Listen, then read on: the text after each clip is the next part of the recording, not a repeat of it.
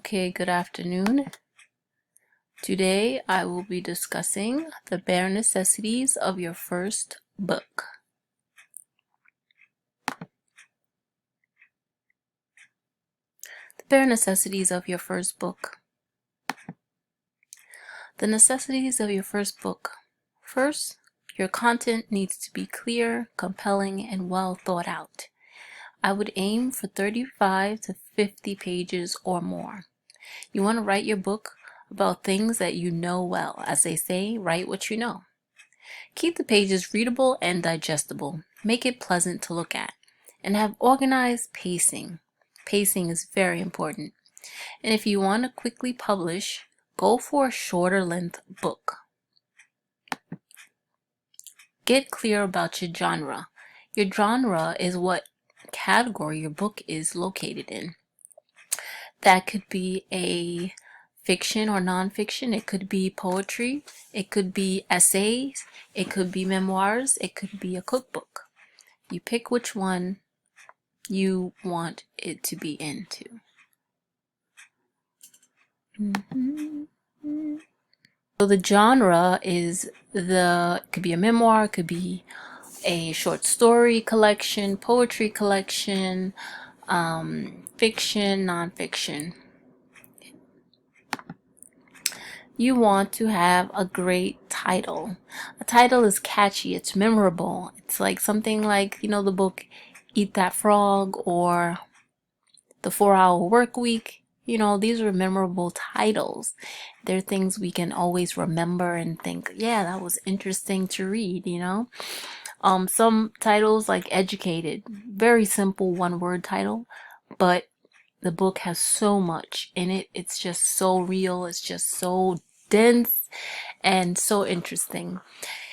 And when you have a title that's a little bit hard to understand, you want to write the meaning in your subtitle so that it will give us a little bit more clarity. Book descriptions. When your book description is the back of your book, it's the part that says what you're about to read. And you want to make this interesting, short, and succinct. And it's very important because that's what people look at before they buy a book, after they look at the cover. Copywriting. You want to copyright your book because you don't want people to steal your creative work. So it's so important. And it costs $30 if you get it done online. And you can do multiple pieces at one time, so you can get a bunch of work copywritten at the same time. Editing. Editing is like getting a haircut. When you edit, you are trimming down your wordiness, you're trimming down on grammar errors, you're looking for clarity in your writing so that people will understand you the best possible, so that your message gets across more clearly and easily.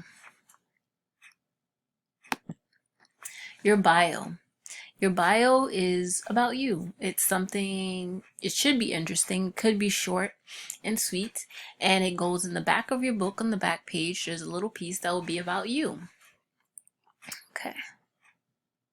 You could talk about your family, your country of origin, some funny quirks like you like ice cream with jelly beans on top, or about your pet dog, pet cat, pet guinea pig, anything like that. Pet peeves, maybe you hate when your pen runs out of ink, something like that, or your spare time interests, such as you like to play tennis in the weekend. And then you want to just give us qualities that signify your qualifications to write the book.